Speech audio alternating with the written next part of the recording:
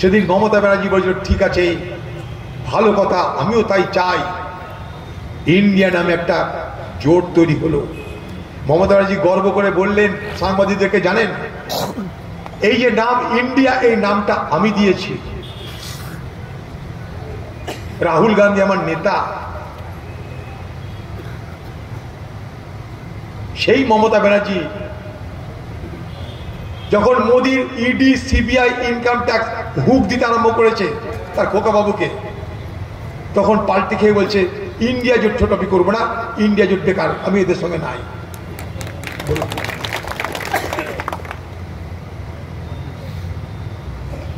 এদেরকে বিশ্বাস করবেন আপনারা?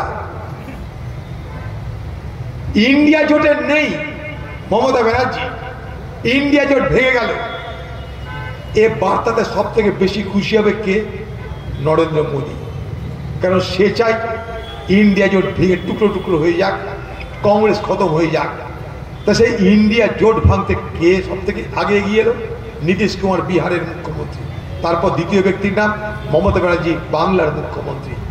বিহারের নীতিশ কুমার তার পার্টি আর বিজেপির সঙ্গে আঁতাত করে জোট সরকার করেছে।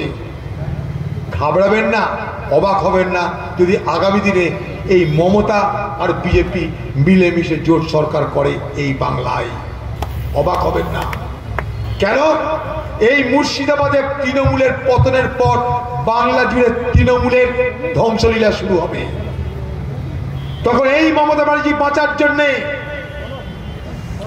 বিজেপির হাত ধরতে পারে, সম্ভাবনা প্রবল। তার জন্যই সে ইন্ডিয়া জোটকে ছেড়ে দিয়ে আজকে মোদির সহযোগিতা করতে, আপনারা দেখতে পাচ্ছেন ভোটের আগে পাল্টি খেয়ে প্রমাণ করে দিলেন। সবাইকে বিশ্বাস করতে পারেন, মমতাকে বিশ্বাস করা যাবে না।